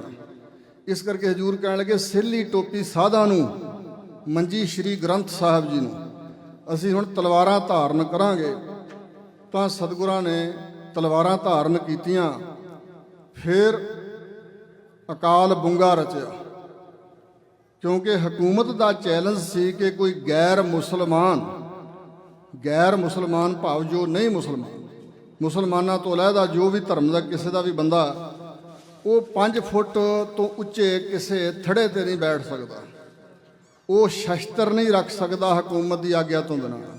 ਉਹ ਘੋੜ ਸਵਾਰੀ ਨਹੀਂ ਕਰ ਸਕਦਾ, ਕੋਈ ਫੌਜ ਨਹੀਂ ਬਣਾ ਸਕਦਾ, ਉੱਚਾ ਦਸਤਾਰਾ ਦਮਾਲਾ ਨਹੀਂ, ਕਲਗੀ ਜਿਗਾ ਨਹੀਂ ਬਣ ਸਕਦਾ ਦਸਤਾਰ ਤੇ। ਇਤਿਹਾਦਿਕ ਹਕੂਮਤ ਦੇ ਚੈਲੰਜ ਸਨ, ਤਾਂ ਸਤਿਗੁਰਾਂ ਨੇ ਉਹ ਸਾਰੇ ਚੈਲੰਜ ਪ੍ਰਵਾਨ ਕੀਤੇ ਔਰ ਆਪ ਜੀ ਨੇ 7 ਫੁੱਟ ਉੱਚਾ ਅਕਾਲ ਬੁੰਗਾ, ਜਿਸ ਨੂੰ ਅੱਜ ਕੱਲ੍ਹ ਅਸੀਂ ਸ਼੍ਰੀ ਅਕਾਲ ਤਖਤ ਸਾਹਿਬ ਕਹਿੰਦੇ ਹਾਂ, ਔਰ ਇਹਦੀਆਂ ਇੱਟਾਂ 2 ਬ੍ਰਹਮ ਗਿਆਨੀਆਂ ਕੋਲੋਂ ਲਵਾਈਆਂ ਨੇ। ਕਿਸੂ ਰਾਜ ਨ ਹੱਥ ਲਗਾਇਓ, ਬੁੱਢਾ ਉਹ ਗੁਰਦਾਸ ਬਣਾਇਓ। ਬਾਬਾ ਬੁੱਢਾ ਜੀ ਤੇ ਭਾਈ ਗੁਰਦਾਸ ਦੇ ਹੱਥਾਂ ਦੀਆਂ ਇੱਟਾਂ ਲੱਗੀਆਂ ਹਨ। ਅੱਜ ਵੀ ਸ਼੍ਰੀ ਅਕਾਲ ਤਖਤ ਸਾਹਿਬ ਜਾਓ, ਜਿੱਥੇ ਥੱਲੇ ਖਲੋ ਕੇ ਅਸੀਂ ਨਤਮਸਤਕ ਹੁੰਦੇ ਹਾਂ, ਸਾਹਮਣੇ ਇੱਟਾਂ ਲੱਗੀਆਂ ਦਿਸਦੀਆਂ। ਉਦੋਂ ਅਕਾਲ ਤਖਤ ਸਾਹਿਬ ਦੀ ਬਿਲਡਿੰਗ ਅੱਜ ਵਰਗੀ ਨਹੀਂ ਸੀ, ਪਹਿਲਾਂ ਥੜਾ ਹੀ ਬਣਾਇਆ ਸੀ ਸਤਿਗੁਰਾਂ ਨੇ ਤਖਤ। ਇਹ ਅਕਾਲ ਦੇ ਨਾਂ ਦਾ ਤਖਤ ਰਚਿਆ ਔਰ ਉਸ ਤਖਤ ਤੇ ਬੈਠ ਕੇ ਦੀਵਾਨ ਸਜਾਇਆ ਕਰਦੇ ਸੀ ਸ਼ਾਮਾਂ ਨੂੰ। ਅੰਮ੍ਰਿਤ ਵੇਲੇ ਦੇ ਦਰਮਿਆਨ ਹਰਿਮੰਦਰ ਸਾਹਿਬ ਆਸਾ ਦੀ ਵਾਰ ਦਾ ਕੀਰਤਨ ਕਥਾ, ਔਰ ਫਿਰ ਸ਼ਾਮਾਂ ਨੂੰ ਇੱਥੇ ਸਤਿਗੁਰੂ ਜੀ 20 ਰੱਸੀ ਵਾਰਾਂ ਗਵਾਇਆ ਕਰਦੇ ਸੀ ਅਕਾਲ ਤਖਤ ਸਾਹਿਬ। ਅੱਜ ਵੀ ਉਹ ਰਵਾਇਤ ਚਾਲੂ ਆ। ਤੇ ਉਸ ਵੇਲੇ ਦੇ ਮਸ਼ਹੂਰ ਢਾਡੀ ਸਨ ਨਥਮਲ ਤੇ ਅਬਦੁਲ ਖਾਨ, ਔਰ ਇਹ ਦੋਨੋਂ ਸੁਰ ਸਿੰਘ ਪਿੰਡ ਦੇ ਰਹਿਣ ਵਾਲੇ ਸੀ। ਸੁਰ ਸਿੰਘ ਪਿੰਡ ਉੱਥੇ ਭੇਜ ਕੇ ਸਿੱਖਾਂ ਨੂੰ ਹਾਥੀ ਤੇ ਚੜ੍ਹਾ ਕੇ ਇਹਨਾਂ ਦੋਨਾਂ ਨੂੰ ਅੰਮ੍ਰਿਤਸਰ ਸਾਹਿਬ ਲਿਆਂਦਾ ਗਿਆ। ਇਹਨਾਂ ਨੇ ਫਿਰ ਸਤਿਗੁਰਾਂ ਦੀ ਉਪਮਾ ਵਿੱਚ ਵਾਰ ਬਣਾਈ ਸੀ, 2 ਤਲਵਾਰੀ ਬੱਧੀਆਂ, ਇੱਕ ਮੀਰੀ ਦੀ, ਇੱਕ ਪੀਰ ਦੀ, ਇੱਕ ਅਜ਼ਮਤ ਦੀ, ਇੱਕ ਰਾਜ ਦੀ, ਇੱਕ ਰਾਖੀ ਕਰੇ ਫਕੀਰੀ ਦੀ, ਨਾਲ ਸਿਪਾਹੀ ਨੀਲ ਨਲ ਮਾਰ ਕੱਢੇ ਤਾਗੀਰ ਦੀ, ਪੱਗ ਤੇਰੀ ਕੀ ਜਹਾਂਗੀਰ ਦੀ। ਇਤਿਹਾਦਿਕ ਇਹਨਾਂ ਨੇ ਇਹ ਵਾਰ ਬਣਾ ਕੇ ਸ਼ਾਮਾਂ ਦੇ ਵਕਤ ਸਤਿਗੁਰਾਂ ਨੂੰ ਸੁਣਾਈ ਸੀ। ਸਤਿਗੁਰੂ ਮਹਾਰਾਜ ਇਹਨਾਂ ਢਾਡੀ ਸਿੱਖਾਂ ਨੂੰ ਬੜਾ ਨਵਾਜਿਆ ਕਰਦੇ ਸਨ, ਬੇਅੰਤ ਮਾਇਆ ਦਿਆ ਕਰਦੇ ਸੀ। ਇੰਨਾ ਸਤਿਕਾਰ ਪਹਿਲੇ ਦਿਨ ਕੀਤਾ ਸੀ ਕਿ ਹਾਥੀ ਤੇ ਬਿਠਾ ਕੇ ਮੰਗਵਾਇਆ ਸੀ ਸੁਰ ਸਿੰਘ ਪਿੰਡ ਤੋਂ। ਇਉਂ ਸਿੱਖਾਂ ਦੇ ਅੰਦਰ ਵੀਰ ਰਸ ਭਰਨਾ ਸ਼ੁਰੂ ਕੀਤਾ ਤੇ ਇਸ ਤਖਤ ਤੇ ਬੈਠ ਕੇ ਇੱਕ ਫਰਮਾਨ ਜਾਰੀ ਕੀਤਾ ਸਿੱਖ ਕੌਮ ਦੇ ਨਾਮ ਕਿ ਸਿੱਖੋ, ਸ੍ਰੀ ਗੁਰੂ ਅਰਜਨ ਦੇਵ ਮਹਾਰਾਜ ਜੀ ਦੀ ਸ਼ਹਾਦਤ ਹੋਈ ਆ, ਤੇ ਉਸ ਸ਼ਹਾਦਤ ਤੋਂ ਆਮ ਸੰਸਾਰੀ ਦੁਨੀਆ ਦੇ ਦਾਰ ਲੋਕਾਂ ਵਾਂਗ ਤੁਸਾਂ ਸਿੱਖਾਂ ਨੇ ਰੋਸ ਵਜੋਂ ਅੰਦਰ ਵੜ ਕੇ ਰੋਣਾ ਨਹੀਂ। ਅੰਦਰ ਵੜ ਕੇ ਰੋਣਾ ਬੁਜ਼ਦਿਲੀ ਹੈ, ਕਾਇਰਤਾ ਹੈ, ਡਰਪੋਕਪੁਣਾ ਹੈ, ਹਿਜੜਾਪੁਣਾ ਹੈ। ਹੁਣ ਸਤਿਗੁਰਾਂ ਦੀ ਸ਼ਹਾਦਤ ਤੋਂ ਬਾਅਦ ਵੀਰ ਰਸ ਨੇ ਜਨਮ ਲਿਆ ਹੈ। ਇੱਥੋਂ ਵੀਰ ਰਸ ਤੁਹਾਡੇ ਅੰਦਰ ਪੈਦਾ ਹੋਣਾ ਚਾਹੀਦਾ ਹੈ। ਇਹ ਜੋ ਕੁਝ ਕਾਰਾ ਹਕੂਮਤ ਨੇ ਕੀਤਾ ਹੈ, ਹਕੂਮਤ ਦੀਆਂ ਜੜ੍ਹਾਂ ਪੱਟ ਕੇ ਰੱਖਣ ਦਾ ਅੰਦਰ ਜਜ਼ਬਾ ਚਾਹੀਦਾ, ਮਨ 'ਚ ਖਿਆਲ ਚਾਹੀਦਾ ਕਿ ਹੁਣ ਜ਼ੁਲਮ ਦੀ ਇੰਤਹਾ ਹੋਈ ਹੈ। ਇਹੀ ਗੱਲ ਦਸਮ ਪਾਤਸ਼ਾਹ ਨੇ 10ਵੇਂ ਜਾਮੇ 'ਚ ਕਹੀ, ਚੂੰਕਾਰ ਅਜ਼ ਹਮਾ ਹੀਲ ਤੇ ਦਰ ਗੁਜਾਸ਼ਤ, ਹਲਾਲ ਅਸਤ ਗੁਰਦਨ ਬਾ ਸ਼ਮਸ਼ੀਰ ਦਸਤ। ਭਾਵ ਕਿ ਜਦੋਂ ਸ਼ਾਂਤੀ ਧਾਰ ਕੇ ਕੀਤੀਆਂ ਕੋਸ਼ਿਸ਼ਾਂ, ਅਪੀਲ, ਦਲੀਲ, ਵਕੀਲ, ਹਰ ਹੀਲੇ ਨਾ ਚੱਲਣ, ਜ਼ਾਲਮ ਇੰਨਾ ਤਾਕਤਵਰ ਹੋਏ ਤੇ ਇੰਨਾ ਜ਼ੁਲਮ ਤੇ ਉਤਾਰੂ ਹੋਵੇ ਕਿ ਉਹ ਕਿਸੇ ਦੀ ਨਾ ਸੁਣੇ, ਉਸ ਵੇਲੇ ਤਲਵਾਰ ਪਕੜ ਕੇ ਮਿਆਨ ਚੋਂ ਕੱਢ ਕੇ ਤੇ ਉਸ ਦੇ ਕਬਜ਼ੇ ਨੂੰ ਹੱਥ ਪਾ ਕੇ ਮੋਢੇ ਤੇ ਰੱਖ ਲੈਣੀ, ਜ਼ੁਲਮ ਦਾ ਨਾਸ ਕਰਨ ਵਾਸਤੇ ਤਿਆਰ ਹੋ ਜਾਣਾ, ਇਹ ਜਾਇਜ਼ ਹੈ। ਇਹ ਕਿਸੇ ਤਰ੍ਹਾਂ ਵੀ ਨਜਾਇਜ਼ ਨਹੀਂ। ਕਿਸੇ ਹਕੂਮਤ ਕੋਲੋਂ ਕੋਈ ਮਨਜ਼ੂਰੀ ਲੈਣ ਦੀ ਲੋੜ ਨਹੀਂ ਉਦੋਂ, ਜਦੋਂ ਅੱਤ ਹੋ ਜਾਏ ਜ਼ੁਲਮ ਦੀ। ਔਰ ਇੰਤਹਾ ਸੀ ਸ੍ਰੀ ਗੁਰੂ ਅਰਜਨ ਦੇਵ ਜੀ ਨਾਲੋਂ ਇਸ ਸੰਸਾਰ ਦੇ ਵਿੱਚ ਵਧੀਆ ਭਲਾ ਮਾਨਸ ਚੰਗਾ ਇਨਸਾਨ ਕੌਣ ਹੋ ਸਕਦਾ ਸੀ, ਕਿਉਂਕਿ ਉਹਨਾਂ ਦੇ ਉੱਪਰ ਤਸ਼ੱਦਦ ਕਰਕੇ ਉਹਨਾਂ ਨੂੰ ਸ਼ਹੀਦ ਕੀਤਾ ਗਿਆ। ਸਤਿਗੁਰੂ ਜੀ ਨੇ ਜ਼ਬਰ ਦਾ ਟਾਕਰਾ ਸਬਰ ਨਾਲ ਕੀਤਾ, ਕਿਉਂਕਿ ਗੁਰੂ ਨਾਨਕ ਸਾਹਿਬ ਦੇ ਘਰ ਵਿੱਚ 2 ਤਰ੍ਹਾਂ ਦੀ ਸ਼ਹਾਦਤ ਦਾ ਸਬਕ ਹੈ, ਇੱਕ ਸ਼ਾਂਤਮਈ ਸ਼ਹਾਦਤ, ਇੱਕ ਜੰਗਜੂ ਸ਼ਹਾਦਤ। ਜੰਗਜੂ ਮੈਦਾਨੇ ਜੰਗ ਜੂਝ ਕੇ ਸ਼ਹਾਦਤ ਦੇਣੀ, ਜਦੋਂ ਆਪਣੇ ਕੋਲ ਬਰਾਬਰ ਦੇ ਹਥਿਆਰ ਨਹੀਂ ਤੇ ਜਰਵਾਣਾ ਤਾਕਤਵਰ ਆ, ਉਦੋਂ ਵੀ ਜਾਨ ਤੇ ਖੇਡ ਜਾਣਾ, ਪਰ ਝੁਕਣਾ ਨਹੀਂ। ਇਹ ਸਤਿਗੁਰਾਂ ਨੇ ਸਬਕ ਪੜਾਇਆ 5ਵੇਂ ਤੇ 9ਵੇਂ ਜਾਮੇ 'ਚ ਸ਼ਾਂਤਮਈ ਸ਼ਹਾਦਤ ਦਾ, 6ਵੇਂ ਤੇ 10ਵੇਂ ਜਾਮੇ ਵਿੱਚ ਜੰਗਜੂ ਸ਼ਹਾਦਤ ਦਾ। ਇਹ 2 ਤਰ੍ਹਾਂ ਦਾ ਸਬਕ ਪੜਾਇਆ ਗਿਆ ਸ਼ਹਾਦਤ ਦਾ। ਔਰ ਗੁਰੂ ਕੇ ਪਿਆਰਿਓ, ਫਿਰ ਸਤਿਗੁਰਾਂ ਨੇ ਇਹ ਵੀ ਪ੍ਰਣ ਲਿਆ, ਜਿਸ ਦਿਨ ਆਪ ਜੀ ਦੀ ਦਸਤਾਰਬੰਦੀ ਹੋਈ ਹੈ ਤੇ ਸਤਿਗੁਰੂ ਮਹਾਰਾਜ ਨੇ ਉਸ ਦਿਨ ਬਾਬਾ ਬੁੱਢਾ ਜੀ ਤੇ ਸਿੱਖ ਸੰਗਤਾਂ ਦੇ ਸਾਹਮਣੇ ਇੱਕ ਪ੍ਰਤਿਗਿਆ ਕੀਤੀ ਕਿ ਬਾਬਾ ਜੀ, ਜਿਸ ਚੰਦੂ ਦੁਸ਼ਟ ਨੇ ਆਪਣੀ ਹਵੇਲੀ 'ਚ ਕੈਦ ਰੱਖ ਕੇ ਆਪਣੀ ਨਜ਼ਰਛਾਨੀ ਦੇ ਅੰਦਰ ਗੁਰੂ ਅਰਜਨ ਦੇਵ ਜੀ ਨੂੰ ਸ਼ਹੀਦ ਕੀਤਾ, ਉਸ ਚੰਦੂ ਨੂੰ ਜੇ ਨੱਕ ਵਿੱਚ ਨਕੇਲ ਪਾ ਕੇ ਅਸੀਂ ਨਾ ਘੁਮਾਇਆ ਤੇ ਛਿੱਤਰ ਮਾਰ ਮਾਰ ਕੇ ਨਾ ਮਰਵਾਇਆ ਤਾਂ ਜਿੰਨੇ ਦੋਸ਼ ਸ਼ਰਾਬੀਆਂ, ਕਬਾਬੀਆਂ, ਵਿਭਚਾਰੀਆਂ, ਵੇਸਵਾਗਾਮੀਆਂ ਨੂੰ ਲੱਗਦੇ ਹਨ ਉਹਨੇ ਦੋਸ਼ ਮੈਨੂੰ ਲੱਗਣ। ਤਾਂ ਉਸ ਵੇਲੇ ਸਿੱਖ ਕੁਝ ਡਰ ਗਏ ਸਨ। ਸਿੱਖਾਂ ਨੇ ਜਾ ਕੇ ਮਾਤ ਗੰਗਾ ਜੀ ਨੂੰ ਕਿਹਾ ਸੀ ਕਿ ਉਹਨਾਂ ਨੇ ਸ੍ਰੀ ਗੁਰੂ ਅਰਜਨ ਦੇਵ ਜੀ ਨੂੰ ਸ਼ਹੀਦ ਕਰ ਦਿੱਤਾ ਤੇ ਆਪ ਜੀ ਦੇ ਸਾਹਿਬਜ਼ਾਦਾ ਜੋ ਅੱਜ ਹੀ ਗੁਰਿਆਈ ਦੇ ਗੱਦੀ ਨਸ਼ੀਨ ਹੋਏ ਹਨ, ਛੋਟੀ ਜੀ ਉਮਰ ਹੈ ਤੇ ਇਹੋ ਜਿਹੇ ਬਚਨ ਕਰਦੇ ਨੇ। ਹਕੂਮਤ ਦੀ CID ਭਾਵ ਉਹਨਾਂ ਦਾ ਗੁਪਤਚਰ ਮਹਿਕਮਾ ਸਭ ਥਾਂ ਮੌਜੂਦ ਹੋਵੇਗਾ। ਜਿਹੜੇ ਲੋਕ ਇੱਥੇ ਇਕੱਤਰ ਹੋਏ ਨੇ, ਕੀ ਪਤਾ ਇਹਨਾਂ ਵਿੱਚੋਂ ਕਿਹੜਾ ਜਸੂਸ ਹੋਵੇ, ਗੁਪਤਚਰ ਹੋਵੇ, ਜਾ ਕੇ ਚੰਦੂ ਨੂੰ ਦੱਸ ਦੇ ਤੇ ਸ੍ਰੀ ਗੁਰੂ ਹਰਗੋਬਿੰਦ ਸਾਹਿਬ ਨੂੰ ਵੀ ਉਹ ਸ਼ਹੀਦ ਕਰ ਦੇਣਗੇ। ਤਾਂ ਉਸ ਵੇਲੇ ਮਾਤਾ ਗੰਗਾ ਜੀ ਆਏ ਤੇ ਬਾਬਾ ਬੁੱਢਾ ਜੀ ਨਾਲ ਗੱਲ ਹੋਈ। ਤਾਂ ਉਸ ਵੇਲੇ ਸਿੱਖਾਂ ਨੂੰ ਸਮਝਾਇਆ ਗਿਆ ਕਿ ਜੋ ਕੁਝ ਕਹਿ ਰਹੇ ਨੇ ਉਹ ਕਰਕੇ ਵਿਖਾਉਣਗੇ, ਇਹ ਡਰਨਗੇ ਨਹੀਂ ਕਿਸੇ ਤੋਂ, ਤੁਸੀਂ ਘਬਰਾਓ ਨਾ, ਇਹਨਾਂ ਦਾ ਵਾਲ ਨਹੀਂ ਵਿੰਗਾ ਹੋਵੇਗਾ। ਔਰ ਗੁਰੂ ਕੇ ਪਿਆਰਿਓ, ਇਹ ਸਤਿਗੁਰੂ ਦੇ ਘਰ ਦੀਆਂ ਐਸੀਆਂ ਗਤੀਵਿਧੀਆਂ ਸ਼ੁਰੂ ਹੋਈਆਂ ਜਿਸ ਵੇਲੇ ਪਹਿਲਾਂ ਪੰਜਵੇਂ ਜਾਮੇ 'ਚ 5 ਪਿਆਲੇ, ਸਤ, ਸੰਤੋਖ, ਦਇਆ, ਧਰਮ ਤੇ ਧੀਰਜ, ਇਹ 5 ਪਿਆਲੇ ਪਿਆਏ ਸਿੱਖਾਂ ਨੂੰ ਪੰਜਾਂ ਸਤਿਗੁਰਾਂ ਨੇ। ਇਹ 5 ਗੁਣਾਂ ਦਾ ਉਪਦੇਸ਼ ਦ੍ਰਿੜ ਕਰਾਇਆ, ਹਿਰਦੇ 'ਚ ਵਸਾਇਆ। ਹੁਣ ਨਾਲ 6ਵਾਂ ਪਿਆਲਾ ਵੀਰ ਰਸ ਦਾ ਚਾਲੂ ਕੀਤਾ ਗੁਰੂ ਹਰਗੋਬਿੰਦ ਸਾਹਿਬ ਮਹਾਰਾਜ ਨੇ। ਸਿੱਖ ਨੇ ਤਲਵਾਰ ਨਾਲ ਜ਼ੁਲਮ ਨਹੀਂ ਕਰਨਾ, ਪਰ ਜ਼ੁਲਮ ਦੀ ਤਲਵਾਰ ਨੂੰ ਰੋਕਣ ਵਾਸਤੇ ਕਿਰਪਾਨ ਧਾਰਨ ਕਰਨੀ ਆ। ਕਿਰਪਾਨ ਤੇ ਤਲਵਾਰ ਦੇ ਅਰਥਾਂ ਦਾ ਫਰਕ ਹੈ। ਜਦੋਂ ਹਿੰਦੁਸਤਾਨ ਦੇ ਅੰਦਰ 1950 ਦੇ ਵਿੱਚ ਜਿਹੜਾ ਸੰਵਿਧਾਨ ਬਣਿਆ, ਉਸ ਸੰਵਿਧਾਨ ਦੇ ਵਿੱਚ ਵਚਨ ਲਿਖਿਆ ਗਿਆ ਕਿ ਸਿੱਖਾਂ ਨੂੰ ਕਿਰਪਾਨ ਪਾਉਣ ਦੀ ਇਜਾਜ਼ਤ ਹੈ। ਇਹ ਲਿਖਿਆ ਗਿਆ ਤੇ ਉੱਥੇ ਕੁਝ ਸੱਜਣਾ ਨੇ ਵਿਰੋਧ ਕੀਤਾ ਸੀ ਤੇ ਇਹ ਕੀ ਗੱਲ, ਤਲਵਾਰ ਸਿੱਖਾਂ ਨੂੰ ਪਾਉਣ ਦਾ ਕਿਉਂ ਕੀਤਾ ਗਿਆ, ਕਿਉਂ ਇਹ ਜਾਰੀ ਕੀਤਾ ਗਿਆ ਕਾਨੂੰਨ?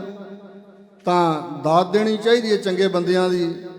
ਉਸ ਵੇਲੇ ਵੱਲਭ ਭਾਈ ਪਟੇਲ ਨੇ ਗੱਲ ਕਹੀ ਸੀ ਕਿ ਤਲਵਾਰ ਨਹੀਂ ਇੱਥੇ ਲਿਖਿਆ ਜਾ ਰਿਹਾ, ਕਿਰਪਾਨ ਲਿਖਿਆ ਜਾ ਰਿਹਾ। ਤੇ ਸਿੱਖਾਂ ਨੇ ਇਸ ਕਿਰਪਾਨ ਦੇ ਨਾਲ ਜੋ ਕੁਝ ਪਿਛਲੇ ਸਮੇਂ ਦੌਰਾਨ ਕੀਤਾ, ਇਸ ਦੇਸ਼ ਦੀ ਅਸਮਤ ਨੂੰ ਬਚਾਇਆ। ਜੇ ਜਰਵਾਣਿਆਂ ਦੇ ਮੂੰਹ ਖੱਟੇ ਕੀਤੇ, ਦੰਦ ਖੱਟੇ ਕੀਤੇ ਨੇ, ਤਾਂ ਸਿੱਖਾਂ ਦੀ ਕਿਰਪਾਨ ਨੇ। ਇਸ ਕਰਕੇ ਸਿੱਖ ਕਿਰਪਾਨ ਧਾਰਨ ਦੇ ਹੱਕਦਾਰ ਹਨ, ਇਹ ਲਿਖਿਆ ਗਿਆ ਇਸ ਵਾਸਤੇ। ਸੋ ਗੁਰੂ ਕੇ ਪਿਆਰਿਓ, ਇਹੀ ਅੰਤਰ ਹੈ। ਕੋਈ ਚੀਜ਼ ਜਿਵੇਂ ਅੱਗ ਹੈ ਤੇ ਜੇ ਬਾਂਦਰ ਦੇ ਹੱਥ ਫੜਾ ਦਿਓ ਦੀਆ ਸਲਾਈ, ਅੱਗ ਬਲਦੀ ਹੋਈ, ਤੇ ਹੋ ਸਕਦਾ ਘਰਾਂ ਨੂੰ ਅੱਗ ਲਾ ਕੇ ਸਾੜ ਦੇ। ਪਰ ਜੇ ਉਹੀ ਸਿਆਣੇ ਮਨੁੱਖ ਦੇ ਹੱਥ ਵਿੱਚ ਅੱਗ ਹੈ ਤੇ ਉਹ ਅੱਗ ਦੁਆਰਾ ਲੋਕਾਂ ਨੂੰ ਅੱਗ ਬਾਲ ਕੇ ਸਕਾਵੇਗਾ, ਪਾਲਾ ਦੂਰ ਕਰੇਗਾ, ਪ੍ਰਸ਼ਾਦੇ ਪਕਾਵੇਗਾ, ਸਬਜ਼ੀ ਬਣਾਏਗਾ, ਚੰਗੇ ਕੰਮ ਲਈ, ਸੁੱਖਾਂ ਲਈ ਵਰਤੇਗਾ। ਇਹੀ ਗੱਲ ਹੈ ਕਿ ਜਿਨ੍ਹਾਂ ਦੇ ਅੰਦਰ ਕਾਮ, ਕ੍ਰੋਧ, ਮੋਹ, ਹੰਕਾਰ ਤੇ ਹਕੂਮਤ ਦਾ ਨਸ਼ਾ ਤੇ ਹੋਰ ਅਗਾਂਹ ਹੱਦਾਂ ਵਧਾਉਣ ਦੀ ਲਾਲਸਾ ਹੈ, ਉਹ ਤਲਵਾਰ ਦੇ ਨਾਲ ਜ਼ੁਲਮ ਕਰਨਗੇ। ਪਰ ਜਿਨ੍ਹਾਂ ਦੇ ਅੰਦਰ ਇਹ ਲਾਲਸਾ ਕਿ ਦੁਨੀਆ 'ਚ ਇਨਸਾਨੀਅਤ ਫੈਲੇ, ਕੋਈ ਵੀ ਗਰੀਬ ਗੁਰਬਾ ਆਪਣੇ ਧਰਮ ਨੂੰ ਕਮਾ ਸਕੇ, ਉਹਨੂੰ ਆਰਥਿਕ, ਸਮਾਜਿਕ, ਧਾਰਮਿਕ ਹਰ ਤਰ੍ਹਾਂ ਦੀ ਆਜ਼ਾਦੀ ਹੋਵੇ, ਜਿਹੜਾ ਇਸ ਗੱਲ ਦਾ ਮੁਦਈ ਹੈ ਉਹ ਰੱਬ ਦਾ ਸੰਤ ਤਲਵਾਰ ਨੂੰ ਹੱਥ ਪਾਵੇਗਾ ਤੇ ਉਹ ਕਿਰਪਾਨ ਬਣ ਗਈ। ਕਿਰਪਾ ਜਮਾ ਆਨ, ਮਜ਼ਲੂਮ ਗਰੀਬ ਗੁਰਬੇ ਤੇ ਕਿਰਪਾ, ਨਿਰਦੋਸ਼ ਤੇ ਕਿਰਪਾ, ਤੇ ਆਪਣੀ ਆਣ ਤੇ ਅਣਖ ਨੂੰ ਬਰਕਰਾਰ ਰੱਖਣਾ, ਸਾਂਭ ਕੇ ਰੱਖਣਾ, ਇਹ ਸਤਿਗੁਰੂ ਦੇ ਘਰ ਦਾ ਸਿਧਾਂਤ ਹੈ ਜਿਹੜਾ 6ਵੇਂ ਪਾਤਸ਼ਾਹ ਨੇ ਦ੍ਰਿੜ ਕਰਾਇਆ। ਗੁਰੂ ਕੇ ਪਿਆਰਿਓ, ਗੁਰੂ ਘਰ ਦੀ ਚੜ੍ਹਤ ਵੇਖ ਕੇ ਜਰਵਾਣਿਆਂ ਨੂੰ ਫਿਕਰ ਪੈ ਗਿਆ, ਖਾਸ ਕਰਕੇ ਚੰਦੂ ਨੂੰ, ਕਿਉਂਕਿ ਉਹਨਾਂ ਸਮਿਆਂ ਵਿੱਚ ਹੀ ਸ੍ਰੀ ਗੁਰੂ ਹਰਗੋਬਿੰਦ ਸਾਹਿਬ ਮਹਾਰਾਜ ਦਿੱਲੀ ਗਏ ਨੇ। ਔਰ ਦਿੱਲੀ ਮਜਨੂ ਕਾ ਟਿੱਲਾ ਗੁਰਦੁਆਰਾ ਸਾਹਿਬ, ਉੱਥੇ ਸਤਿਗੁਰੂ ਜੀ ਠਹਿਰੇ ਹੋਏ ਸਨ। ਜਹਾਂਗੀਰ ਬਾਦਸ਼ਾਹ ਆਪ ਜੀ ਦੇ ਦਰਸ਼ਨਾਂ ਨੂੰ ਆਉਣ ਲੱਗ ਪਿਆ। ਜਿਵੇਂ ਮਿੱਤਰਤਾ ਕਰੀਦੀ ਹੈ, ਇਸ ਤਰ੍ਹਾਂ ਉਹਨੇ ਸਤਿਗੁਰੂ ਦੀ ਚੜ੍ਹਤ ਫਵਤ ਵੇਖੀ, ਸੁਭਾਅ ਵੇਖਿਆ, ਕਰਮ ਵੇਖੇ, ਤੇ ਬਾਦਸ਼ਾਹ ਬਹੁਤ ਪ੍ਰਭਾਵਿਤ ਹੋਇਆ, ਸਤਿਗੁਰਾਂ ਦਾ ਸ਼ਰਧਾਲੂ ਬਣ ਗਿਆ। ਚੰਦੂ ਦੀ ਛਾਤੀ ਧੜਕਣ ਲੱਗੀ ਤੇ ਜੇ ਕਿਤੇ ਬਾਦਸ਼ਾਹ ਨਾਲ ਪੀਡੀ ਮਿੱਤਰਤਾ ਪੈ ਗਈ, ਹੁਣੇ ਪ੍ਰਬੰਧ ਨਾ ਕੀਤਾ ਤੇ ਮੇਰੀ ਖੈਰ ਨਹੀਂ। ਇਹ ਗੁਰੂ ਹਰਗੋਬਿੰਦ ਸਾਹਿਬ ਦੇ ਹਵਾਲੇ ਮੈਨੂੰ ਕਰ ਦੇਗਾ ਬਾਦਸ਼ਾਹ, ਕਿਉਂਕਿ ਬਾਦਸ਼ਾਹ ਕਿਸੇ ਦੇ ਸਕੇ ਨਹੀਂ ਹੁੰਦੇ ਤੇ ਮੈਨੂੰ ਕੋਹ ਕੇ ਮਾਰਨਗੇ। ਇਹਨਾਂ ਨੂੰ ਪਤਾ ਹੈ ਕਿ ਮੈਂ ਗੁਰੂ ਅਰਜਨ ਦੇਵ ਜੀ ਨੂੰ ਸ਼ਹੀਦ ਕਰਾਉਣ ਵਿੱਚ ਮੇਰਾ ਹੱਥ ਹੈ। ਇਸ ਕਰਕੇ ਚੰਦੂ ਦੀ ਛਾਤੀ ਧੜਕਣ ਲੱਗੀ। ਔਰ ਬਾਦਸ਼ਾਹ ਕੰਨਾਂ ਦੇ ਕੱਚੇ ਹੁੰਦੇ ਨੇ। ਚੰਦੂ ਨੇ ਇੱਕ ਵਿਉਂਤ ਬਣਾਈ। ਕੁਝ ਨਜੂਮੀ ਜਿਹੜੇ ਹੁੰਦੇ ਨੇ, ਜੋਤਸ਼ੀ ਲੋਕ, ਉਹਨਾਂ ਨੂੰ ਖਰੀਦਿਆ, ਲਾਲਚ ਦਿੱਤਾ ਕਿ ਤੁਸੀਂ ਬਾਦਸ਼ਾਹ ਦੇ ਕੋਲ ਜਾ ਕੇ ਇਹ ਗੱਲ ਕਹੋ ਕਿ ਤੇਰੇ ਤੇ ਸਾੜ ਸਤੀ ਆਉਣ ਵਾਲੀ। ਔਰ ਇਸ ਤਰ੍ਹਾਂ ਦੱਸਿਆ ਗਿਆ। ਬਾਦਸ਼ਾਹ ਘਬਰਾ ਗਿਆ, ਡਰ ਗਿਆ, ਕਹਿਣ ਲੱਗਾ ਕੋਈ ਉਪਾਅ, ਕੋਈ ਯਤਨ, ਪ੍ਰਬੰਧ। ਕਹਿਣ ਲੱਗੇ ਸੋਢੀ ਬੰਸ ਹੋਵੇ, ਬਹੁਤ ਪੂਜਨੀਕ ਹੋਣ ਦੁਨੀਆ ਦੇ, ਹਰਗੋਬਿੰਦ ਨਾਮ ਹੋਵੇ, ਉਹ ਤੁਹਾਡੇ ਵਾਸਤੇ ਬਰਨੀ ਕਰਨ, 40 ਦਿਨ ਜਾਪ ਕਰਨ, ਕਿਤੇ ਇਕਾਂਤ ਵਿੱਚ ਬੈਠ ਕੇ ਕਿਸੇ ਕਿਲੇ ਵਿੱਚ ਇਕੱਲੇ, ਤੇ ਫਿਰ ਇਹ ਸਾੜ ਸਦੀ ਟਲ ਸਕਦੀ ਹੈ, ਹੋਰ ਕੋਈ ਤਰੀਕਾ ਨਹੀਂ। ਜਦੋਂ ਇੰਜ ਨਜੂਮੀਆਂ ਜੋਤਸ਼ੀਆਂ ਨੇ ਬਾਦਸ਼ਾਹ ਦੇ ਕੰਨਾਂ 'ਚ ਇਹ ਗੱਲ ਪਾਈ, ਬਾਦਸ਼ਾਹ ਕੰਨਾਂ ਦੇ ਕੱਚੇ ਤੇ ਡਰਾਕਲ ਹੁੰਦੇ ਨੇ, ਇਸ ਕਰਕੇ ਜਹਾਂਗੀਰ ਸਤਿਗੁਰਾਂ ਦੇ ਪਾਸ ਮਜਨੂ ਕੇ ਟਿੱਲੇ ਚੱਲ ਕੇ ਆਪ ਆਇਆ ਤੇ ਸਤਿਗੁਰਾਂ ਨੂੰ ਬੇਨਤੀ ਕੀਤੀ ਕਿ ਸਤਿਗੁਰੂ ਮਹਾਰਾਜ ਤੁਸੀਂ ਦਇਆ ਮੈਂ ਕਰੋ। ਹਜੂਰ ਨੇ ਕਿਹਾ ਬੜਾ ਘਬਰਾਇਆ ਹੋਇਆ, ਚਿਹਰਾ ਅੱਜ ਖੁਸ਼ ਨਹੀਂ ਹੈ। ਦੱਸ ਦਿੱਤਾ ਵਿਆਹ ਗਾ। ਤਾਂ ਜਦੋਂ ਸਾਰੀ ਗੱਲ ਦੱਸੀ ਕਿ ਇਹ ਗੱਲ ਦੱਸੀ ਨਜੂਮੀਆਂ ਨੇ, ਤਾਂ ਸਤਿਗੁਰੂ ਹੱਸ ਪਏ, ਮੁਸਕਰਾ ਕੇ ਕਹਿਣ ਲੱਗੇ ਬਾਦਸ਼ਾਹ ਤੇਰੇ ਤੇ ਕੋਈ ਸਾੜ ਸਤੀ ਨਹੀਂ ਆਈ, ਜਿਸ ਦੇ ਉੱਪਰ ਇਹ ਸਾੜ ਸਤੀ ਆਈ ਆ ਹੁਣ ਇਹ ਉਹਨੂੰ ਲੈ ਜਾਏਗੀ, ਨਾਲ ਹੀ ਇਹ ਟਲੇਗੀ ਨਹੀਂ। ਇਹ ਗੁਰੂ ਹਰਗੋਬਿੰਦ ਸਾਹਿਬ ਦੇ ਵਚਨ ਸੀ। ਜਿਸ ਦੇ ਉੱਪਰ ਸਾੜ ਸਤੀ ਆਈ ਹੈ ਇਹ ਟਲੇਗੀ ਨਹੀਂ, ਨਾਲ ਹੀ ਲੈ ਜਾਏਗੀ। ਐਸਾ ਕਿਹਾ ਤਾਂ ਹਜੂਰ ਕਹਿਣ ਲੱਗੇ ਬਾਦਸ਼ਾਹ ਜੇ ਤੇਰੀ ਇੱਛਾ ਹੈ, ਕਿਉਂਕਿ ਬਾਦਸ਼ਾਹ ਡਰਿਆ ਹੋਇਆ ਸੀ। ਹਜੂਰ ਕਹਿਣ ਲੱਗੇ ਅਸੀਂ ਜਾਣ ਨੂੰ ਤਿਆਰ ਹਾਂ। ਸਾਰਾ ਇਤਿਹਾਸ ਸਤਿਗੁਰਾਂ ਦਾ ਨਹੀਂ ਮੈਂ ਸੁਣਾ ਰਿਹਾ, ਸਿਰਫ ਇਸ ਘਟਨਾ ਨਾਲ ਸੰਬੰਧਿਤ ਇੰਨਾ ਕੀ ਬੇਨਤੀ ਕਰ ਰਿਹਾ, ਕਿਉਂਕਿ ਬਾਦਸ਼ਾਹ ਦੇ ਨਾਲ ਇਕੱਠੇ ਸ਼ਿਕਾਰ ਵੀ ਸਤਿਗੁਰੂ ਖੇਡਦੇ ਰਹੇ ਨੇ। ਆਗਰੇ ਦੇ ਜੰਗਲਾਂ ਵਿੱਚ ਕਈ ਘਟਨਾਵਾਂ ਹੋਈਆਂ। ਸ਼ੇਰ ਦਾ ਸ਼ਿਕਾਰ ਵੀ ਛੇਵੇਂ ਪਾਤਸ਼ਾਹ ਨੇ ਕੀਤਾ ਬਾਦਸ਼ਾਹ ਦੇ ਸਾਹਮਣੇ। ਇਹਨਾਂ ਗੱਲਾਂ ਦਾ ਜ਼ਿਆਦਾ ਪ੍ਰਭਾਵ ਬਾਦਸ਼ਾਹ ਉੱਪਰ ਪਿਆ ਸੀ। ਗੁਰੂ ਘਰ ਸਿੱਖਾਂ ਸ਼ਰਧਾਲੂਆਂ ਦਾ ਆਉਣਾ, ਬਖਸ਼ਿਸ਼ਾਂ ਹੋਣਗੀਆਂ, ਔਰ ਨਿਰਵੈਰ ਸਤਿਗੁਰੂ, ਇਹਨਾਂ ਗੱਲਾਂ ਦਾ ਪ੍ਰਭਾਵ ਬਾਦਸ਼ਾਹ ਤੇ ਪਿਆ। ਔਰ ਇਸ ਕਰਕੇ ਸਤਿਗੁਰੂ ਮਹਾਰਾਜ ਫਿਰ ਗਵਾਲੀਅਰ ਦੇ ਕਿਲੇ ਵਿੱਚ ਚਲੇ ਗਏ। ਜੋ 40 ਦਿਨ ਦਾ ਸਮਾਂ ਸੀ ਲੰਘ ਗਿਆ ਤੇ ਬਾਦਸ਼ਾਹ ਨੂੰ ਉਲਝਾ ਕੇ ਰੱਖਦਾ ਸੀ ਚੰਦੂ, ਹੋਰਨਾਂ ਅਹਿਲਕਾਰਾਂ ਨੂੰ ਵੱਢੀ ਦੇ ਦੇ ਕੇ, ਉਧਰ ਖਿਆਲ ਹੀ ਨਹੀਂ ਸੀ ਆਉਣ ਦਿੰਦਾ। ਫਿਰ ਆਖਰ ਸ੍ਰੀ ਗੁਰੂ ਹਰਗੋਬਿੰਦ ਸਾਹਿਬ ਮਹਾਰਾਜ ਤਾਂ ਕਿਲੇ ਵਿੱਚ ਸਨ, ਤੇ ਜਿਹੜੇ ਸਿੱਖ ਸੀ ਭਾਈ ਜੇਠਾ ਪੁਰਾਣਾ, ਉਹਨਾਂ ਨੂੰ ਹੁਕਮ ਸੀ ਹਜੂਰ ਦਾ ਕਿ ਕਿਲੇ ਵਿੱਚੋਂ ਅਸੀਂ ਕੁਝ ਨਹੀਂ ਖਾਣਾ, ਇਹਨਾਂ ਦੀ ਰਸਦ ਪਾਣੀ ਨਹੀਂ ਲੈਣੀ, ਬਾਹਰੋਂ ਕੰਮ ਕਰਕੇ ਕਮਾਈ ਕਰਕੇ ਮਾਇਆ ਤੁਸੀਂ ਲਿਆਓ, ਉੱਥੋਂ ਦਾਲ ਸਿੱਧਾ ਲਿਆ ਕੇ ਪ੍ਰਸ਼ਾਦਾ ਛਕਾਓ, ਕੜਾਹ ਪ੍ਰਸ਼ਾਦ ਦੀ ਦੇਗ। ਔਰ ਉੱਥੇ ਦੀਵਾਨ ਸਜਣਾ ਸ਼ੁਰੂ ਹੋਇਆ। ਜਿਹੜੇ ਰਾਜੇ ਸੀ 52 ਕੈਦ ਕਰਕੇ ਰੱਖੇ ਹੋਏ, ਉਹਨਾਂ ਨੂੰ ਸੁੱਖ ਮਹਿਸੂਸ ਹੋਇਆ ਕਿ ਸਾਡੀ ਵੀ ਕੋਈ ਸਾਰ ਲੈਣ ਵਾਲਾ ਆਇਆ। ਇਤਿਹਾਦਕ ਅਸੀਂ ਉਜਾੜ ਵਿੱਚ ਇੱਥੇ ਕਿਲੇ ਵਿੱਚ ਕੈਦ ਸੀ। ਦਰੋਗਾ ਹਰਦਾਸ ਸਤਿਗੁਰਾਂ ਦਾ ਸ਼ਰਧਾਲੂ ਬਣਿਆ, ਹਰੀ ਰਾਮ ਕਰਕੇ ਵੀ ਨਾਮ ਉਸ ਦਾ ਆਇਆ। ਹਰਬੰਸ ਲਾਲ ਦਾ ਉਹ ਬੇਟਾ ਸੀ ਦਰੋਗਾ ਕਿਲੇ ਦਾ। ਔਰ ਇੱਕ ਵਾਰੀ ਚੰਦੂ ਨੇ ਆਪਣੇ ਨਾਲ ਦੇ ਸਾਥੀਆਂ ਰਾਹੀਂ ਜ਼ਹਿਰੀਲੀ ਪੁਸ਼ਾਕ ਵੀ ਭੇਜੀ ਕਿਲੇ ਦੇ ਵਿੱਚ। ਦਰੋਗਾ ਜਿਹੜਾ ਸੀ ਉਹ ਸ਼ਰਧਾਲੂ ਸੀ, ਕਹਿਣ ਲੱਗਾ ਮਹਾਰਾਜ ਇਹ ਭੇਜੀ ਆ ਤੇ ਇਸ ਕਰਕੇ, ਪਰ ਇਹ ਆਪ ਜੀ ਪਹਿਨੇ ਉਹਨਾਂ ਨੂੰ ਜ਼ਹਿਰ ਲੱਗਾ ਹੋਇਆ। ਸਤਿਗੁਰੂ ਜੀ ਕਹਿਣ ਲੱਗੇ ਸਾਨੂੰ ਇਹ ਜ਼ਹਿਰ ਕੁਛ ਨਹੀਂ ਕਹਿੰਦੀ, ਪਰ ਹਜੂਰ ਨੇ ਫਿਰ ਉਹਦੀ ਬੇਨਤੀ ਮੰਨ ਕੇ ਉਹ ਪੁਸ਼ਾਕ ਨਹੀਂ ਪਹਿਨੀ। ਇਤਿਹਾਦਕ ਕਈ ਉਹਨੇ ਤਰ੍ਹਾਂ ਦੀ ਗੜਬੜ ਕਰਨ ਦਾ ਯਤਨ ਕੀਤਾ, ਪਰ ਆਖਰ ਇੱਧਰ ਬਾਬਾ ਬੁੱਢਾ ਜੀ ਤੇ ਮਾਤਾ ਗੰਗਾ ਜੀ ਜ਼ਿਆਦਾ ਉਦਾਸ ਸਨ। ਬਾਬਾ ਜੀ ਇਹਨਾਂ ਦਿਨਾਂ ਵਿੱਚ ਸਿੱਖ ਸੰਗਤਾਂ ਨੂੰ ਨਾਲ ਲੈ ਕੇ, ਜਿਨ੍ਹਾਂ ਨੂੰ ਕਹਿੰਦੇ ਚੌਂਕੀਆਂ, ਅੱਜ ਵੀ ਜਿਹੜੀਆਂ ਬਾਬੇ ਬੁੱਢੇ ਦੀ ਚੌਂਕੀ ਨਿਕਲਦੀ ਹੈ ਹਰਮੰਦਰ ਸਾਹਿਬ ਦੇ ਪ੍ਰਕਰਮਾਂ 'ਚ, ਬਾਬਾ ਬੁੱਢਾ ਜੀ ਚੌਂਕੀ ਦੇ ਰੂਪ ਵਿੱਚ ਸ਼ਬਦ ਪੜ੍ਹਦੇ ਸਿੱਖ ਸੰਗਤਾਂ ਗਵਾਲੀਅਰ ਤੱਕ ਜਾਂਦੀਆਂ ਰਹੀਆਂ ਤੇ ਕੰਧ ਨੂੰ ਨਮਸਕਾਰ ਕਰਕੇ ਉੱਥੋਂ ਬਾਹਰੋਂ ਹੀ ਸਿੱਖ ਸੰਗਤਾਂ ਮੁੜਦੀਆਂ ਰਹੀਆਂ। ਫਿਰ ਆਖਰ ਮਾਤਾ ਗੰਗਾ ਜੀ ਜ਼ਿਆਦਾ ਉਦਾਸ ਸੀ ਤੇ ਉਦੋਂ ਫਿਰ ਬਾਬਾ ਬੁੱਢਾ ਜੀ ਨਾਲ ਸਿੱਖਾਂ ਨੇ ਸੰਮਤੀ ਕੀਤੀ, ਸਲਾਹ ਕੀਤੀ ਕਿ ਬਾਬਾ ਜੀ ਤੁਸੀਂ ਜੇ ਆਗਿਆ ਦਿਓ ਤੇ ਅਸੀਂ ਕੁਝ ਕਰ ਸਕਦੇ ਹਾਂ। ਬਾਬਾ ਜੀ ਕਹਿਣ ਲੱਗੇ ਕੀ? ਕਹਿਣ ਲੱਗੇ ਅਸੀਂ ਕੁਝ ਰੂਪ ਧਾਰ ਕੇ ਬਾਦਸ਼ਾਹ ਨੂੰ ਡਰਾਉਣੇ ਆ, ਤਾਂ ਫਿਰ ਬਾਦਸ਼ਾਹ ਸਤਿਗੁਰਾਂ ਨੂੰ ਰਿਹਾਈ ਦੇ ਹੁਕਮ ਜਾਰੀ ਕਰ ਦੇਵੇਗਾ।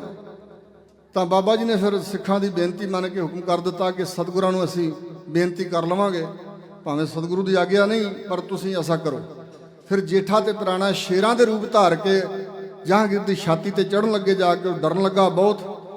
ਔਰ ਫਿਰ ਉਧਰੋਂ ਸਾਈਂ ਮੀਆਂ ਮੀਰ ਜੀ ਪਹੁੰਚ ਗਏ ਬਾਦਸ਼ਾਹ ਦੇ ਪਾਸ, ਤੇ ਬਾਦਸ਼ਾਹ ਦੀ ਹਾਲਤ ਮਾੜੀ ਵੇਖ ਕੇ ਫਿਰ ਦੱਸਿਆ ਕਿ ਜੋ ਸ੍ਰੀ ਗੁਰੂ ਹਰਗੋਬਿੰਦ ਸਾਹਿਬ ਮਹਾਰਾਜ ਜੀ ਨੂੰ ਤੂੰ ਗਵਾਲੀਅਰ ਦੇ ਕਿਲੇ ਵਿੱਚ ਕੈਦ ਕੀਤਾ ਹੋਇਆ, ਇਸ ਕਰਕੇ ਤੂੰ ਦੁਖੀ ਆ, ਤੇ ਪਤਾ ਨਹੀਂ ਹੋਰ ਕਿੰਨੇ ਕੁ ਦੁੱਖ ਕਸ਼ਟ ਸੀ ਇਹ ਤੈਨੂੰ ਮਿਲਣ, ਇਹ ਜਿਹੜੇ ਸ਼ੇਰ ਤੈਨੂੰ ਰਾਤ ਨੂੰ ਡਰਾਉਂਦੇ ਨੇ।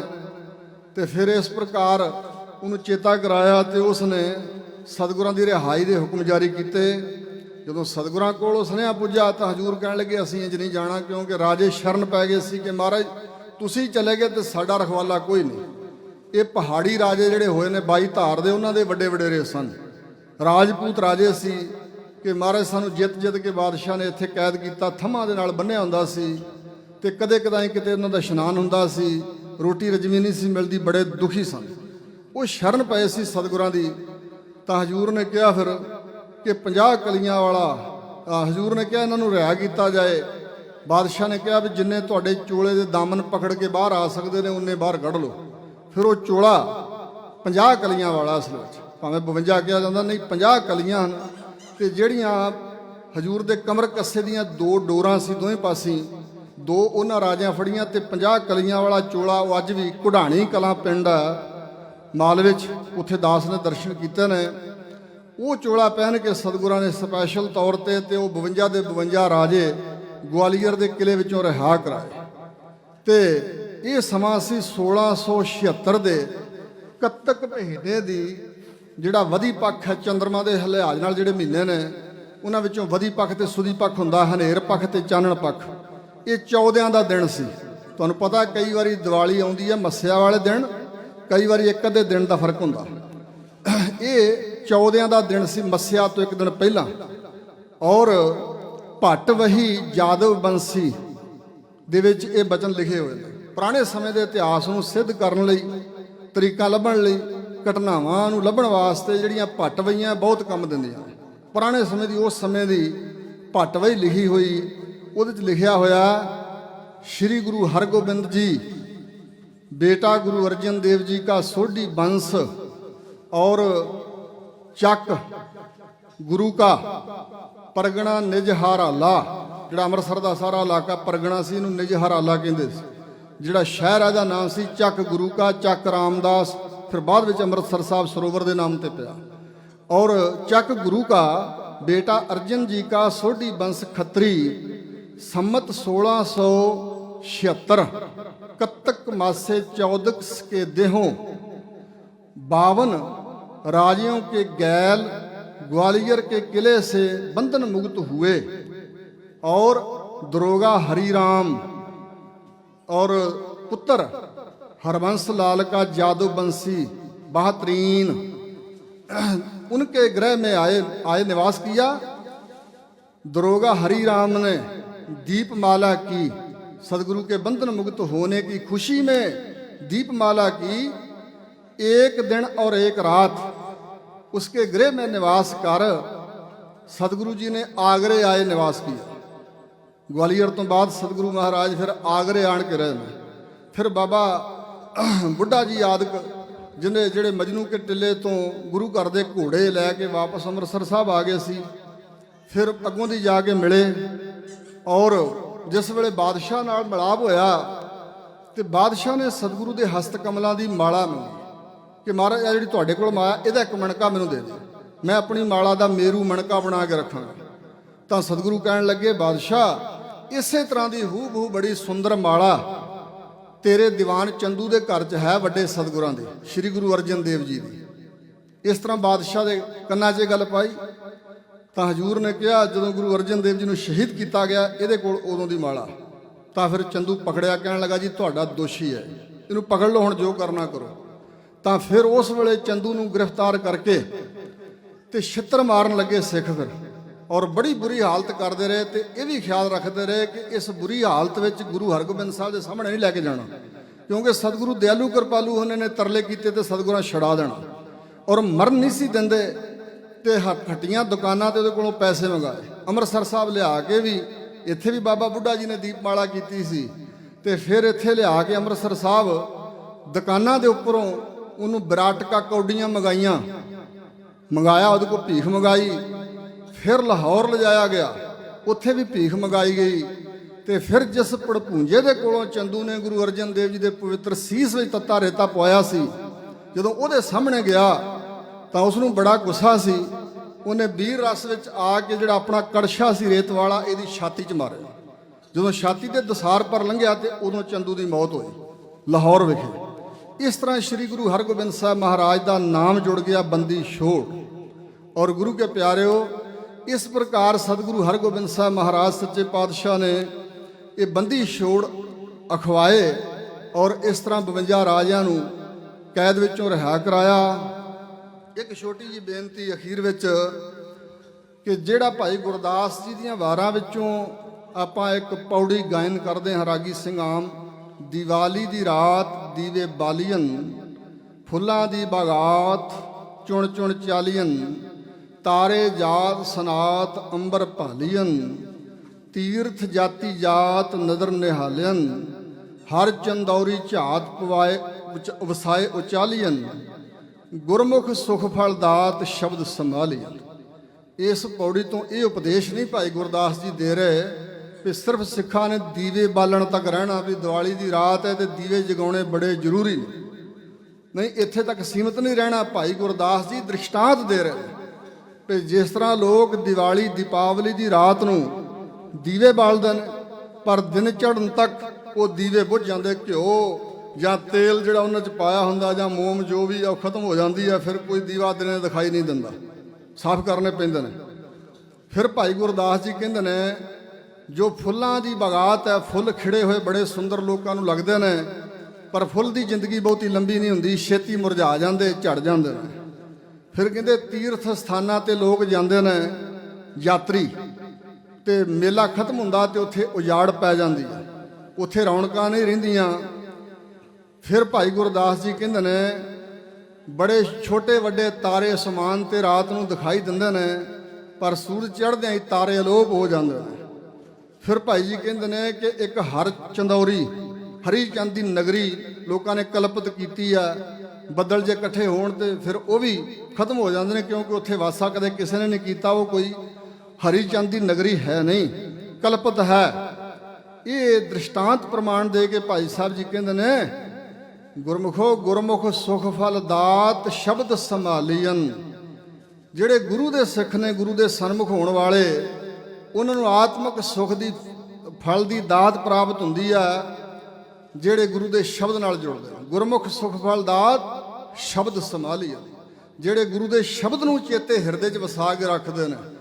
ਇਹ ਚੇਤਾ ਰੱਖਣਾ ਕਿ ਸਤਿਗੁਰ ਸ਼ਬਦ ਉਜਾਰੋ ਦੀਪਾ, ਬਿਨਸਿਓ ਅੰਧਕਾਰ ਤੇ ਮੰਦਰ, ਰਤਨ ਕੋਠੜੀ ਖੁੱਲੀ ਅਨੂਪਾ। ਅੰਦਰ ਕੋਟ ਸੂਰ ਨਾਨਕ ਉਜਿਆਰਾ, ਕਰੋੜਾਂ ਸੂਰਜਾਂ ਵਰਗਾ ਚਾਨਣ ਚੜ੍ਹੇ। ਇਸ ਇੱਛਾ ਨੂੰ ਰੱਖ ਕੇ ਚਲੀਏ ਕਿ ਸਾਡੇ ਅੰਦਰ ਵੀ ਗੁਰੂ ਦੇ ਸ਼ਬਦ ਦਾ ਦੀਵਾ ਜਗੇ। ਮਨ ਜਿਹੜਾ ਹੈ ਵਾਹਿਗੁਰੂ ਦੇ ਨਾਮ ਵਿੱਚ ਪਤੀਜੇ, ਗੁਰੂ ਦੇ ਸ਼ਬਦ ਦਾ ਜੋ ਗਿਆਨ ਹੈ ਉਸ ਨੂੰ ਅੰਗੀਕਾਰ ਕਰੇ, ਅੰਦਰ ਵਸਾਏ, ਤੇ ਤਾਂ ਕਲਿਆਣ ਹੈ। ਇੱਕ ਵਾਰੀ ਬਚਨ ਯਾਦ ਆਇਆ ਵੀ ਦਮਦਮੀ ਟਕਸਾਲ ਦੇ ਇੱਕ ਮੁੱਖ ਸੇਵਾਦਾਰ ਸਨ ਬਾਬਾ ਬਿਸ਼ਨ ਸਿੰਘ ਜੀ ਮੁਰਾਲੇ ਵਾਲੇ, ਤੇ ਉਹ ਪਾਕਿਸਤਾਨ ਦੇ ਗੁਜਰਾਤ ਦੇ ਇਲਾਕੇ 'ਚ ਪਿੰਡ ਹੈ ਚੁਪਾਲਾ, ਉੱਥੇ ਰਿਹਾ ਕਰਦੇ ਸਨ। ਔਰ ਉਹ ਛੋਟੀ ਜੀ ਝੁੱਗੀ ਬਣ ਕੇ ਰਹਿੰਦੇ ਸਨ ਅਤੇ ਸਾਲ ਵਿੱਚੋਂ ਕੁਝ ਮਹੀਨੇ 24 ਘੰਟਿਆਂ 'ਚੋਂ 23 ਘੰਟੇ ਸਿਮਰਨ ਕਰਦੇ ਸੀ, ਬੈਠ ਕੇ ਚੌਂਕੜਾ ਲਾ ਕੇ। 1 ਘੰਟਾ ਕੇਵਲ ਬਰਾਜਦੇ ਸਨ, ਸਿਰਫ 1 ਘੰਟਾ। ਤੇ ਜਦੋਂ ਕੁਝ ਮਹੀਨੇ ਉਹ ਕਥਾ ਕਰਦੇ ਸਨ, 3 ਘੰਟੇ ਸਵੇਰ ਵੇਲੇ ਕਥਾ ਕਰਦੇ ਸੀ। ਜਦੋਂ ਕਥਾ ਕਰਨ ਲਈ ਆਉਂਦੇ ਸਨ ਤੇ ਜੇ ਕੋਈ ਗੱਲਾਂ ਬਾਤਾਂ ਕਰਦਾ ਹੁੰਦਾ ਸੀ, ਸਿੱਖ ਸੇਵਕ ਤੇ ਉੱਥੋਂ ਵੇਖ ਕੇ ਮੁੜ ਜਾਂਦੇ ਸੀ। ਮਸਾਂ ਤਰਲੇ ਕਰ ਕਰਕੇ ਸੰਗਤ ਮਨਾ ਕੇ ਲਿਆਉਂਦੀ ਸੀ। ਉਹ ਕਹਿੰਦੇ ਸੀ ਜੋ ਗੁਰੂ ਘਰ ਆ ਕੇ ਗੱਲਾਂ ਕਰਨ, ਰੌਲਾ ਪਾਉਣ, ਉਹ ਕਥਾ ਸੁਣਨ ਦੇ ਅਧਿਕਾਰੀ ਨਹੀਂ। ਇਸ ਪ੍ਰਕਾਰ ਦੇ ਸਨ ਉਹ। ਤੇ ਉਹ ਆਪਣੀ ਝੁੱਗੀ 'ਚ ਬੈਠੇ ਹੋਏ ਸਿਮਰਨ ਵਿੱਚ ਜੁੜੇ ਹੋਏ ਸਨ। ਸ੍ਰੀ ਗੁਰੂ ਨਾਨਕ ਦੇਵ ਮਹਾਰਾਜ ਦਾ ਪ੍ਰਕਾਸ਼ ਦਿਹਾੜਾ ਸੀ। ਸਿੱਖ ਸੰਗਤਾਂ ਨੇ ਗੁਰਦੁਆਰਾ ਸਾਹਿਬ ਬੜਾ ਸਜਾਇਆ, ਦੀਪਮਾਲਾ ਕੀਤੀ। ਅੰਦਰ ਜਾ ਕੇ ਉਹਨਾਂ ਨੂੰ ਬੇਨਤੀ ਕੀਤੀ, ਮਹਾਂਪੁਰਖੋ ਬਾਹਰ ਨਿਕਲ ਕੇ ਵੇਖੋ, ਅਸੀਂ ਸਜਾਵਟ ਕੀਤੀ ਹੈ, ਦੀਪਮਾਲਾ ਕੀਤੀ ਹੈ। ਥੋੜਾ ਚਿਹਰਾ ਉੱਪਰ ਚੱਕ ਕੇ ਕਹਿਣ ਲੱਗੇ, ਸਿੰਘੋ ਕਈ ਸਾਲ ਹੋ ਗਏ ਹਨ ਅਸੀਂ ਇਸ ਝੌਂਪੜੀ ਦੀ ਛੱਤ ਵੱਲ ਨਹੀਂ ਕਦੇ ਵੇਖਿਆ। ਸਾਡਾ ਖਿਆਲ ਕਦੇ ਸੂਰਜ ਚੰਦਰਮਾ ਤਾਰਿਆਂ ਵੱਲ ਵੀ ਨਹੀਂ ਗਿਆ। ਸਤਿਗੁਰੂ ਮਹਾਰਾਜ ਨੇ ਬਖਸ਼ਿਸ਼ ਕਰਕੇ ਸਾਡੇ ਅੰਦਰ ਹੀ ਇੱਕ ਐਸਾ ਦੀਵਾ ਪ੍ਰਕਾਸ਼ਿਤ ਕੀਤਾ ਹੈ, ਚਾਨਣ ਕੀਤਾ ਹੋਇਆ, ਜਿਸ ਦੇ ਸਾਹਮਣੇ ਸਾਰੇ ਦੀਵੇ ਸੂਰਜ ਚੰਦਰਮਾ ਤਾਰੇ ਫਿੱਕੇ ਹਨ। ਉਸ ਦੀਵੇ ਦੇ ਪ੍ਰਕਾਸ਼ ਵਿੱਚ ਅਸੀਂ 10 ਸਤਿਗੁਰਾਂ ਦੇ ਦਰਸ਼ਨਾਂ ਵਿੱਚ ਜੁੜੇ ਰਹਿੰਦੇ ਹਾਂ। ਉਹ ਐਡਾ ਆਨੰਦ ਛੱਡ ਕੇ ਬ੍ਰਹਮ ਗਿਆਨ ਦਾ, ਪਰਮਾਨੰਦ ਦਾ ਬਾਹਰਲੇ ਦੀਵੇ ਕੌਣ ਵੇਖੇਗਾ।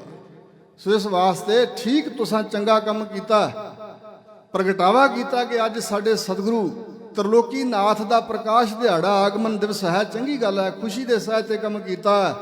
पर इन्हां ये जिहड़े दीवे हन, ख्याल करो ये घिओ तेल मुक्कण नाल जां हवा चलण नाल बुझ जांदे हन। जिहड़ा अंदरला दीवा डोला वा वो ना वड्डा होए, हवा 'च डोलदा नहीं ते वो बुझदा नहीं। वड्डा होण तो मतलब है कहंदे दीवा वड्डा कर दिओ, मतलब बुझदा नहीं। हजूर ने कहा है कि यह हवा 'च डोलदा नहीं, किसी तरह की वाशना की पाउण आउण ते भी डोलदा नहीं। जे दीवा जग पे अंदर तो ना ये बुझदा है। इस करके इस कोशिश विच लगो, इन्ना अभ्यास करो गुरु के शब्द का कि अंदर दीवा जग पे, शब्द अंदर वस गया तो इन्ना प्रकाश चानण हो जाएगा, करोड़ां सूरजां का प्रकाश भी उहदे सामने फिका है। इस प्रकार का उपदेश भाई गुरदास जी दियां वारां विच जिहड़ी पौड़ी उत्थों भी मिलता है।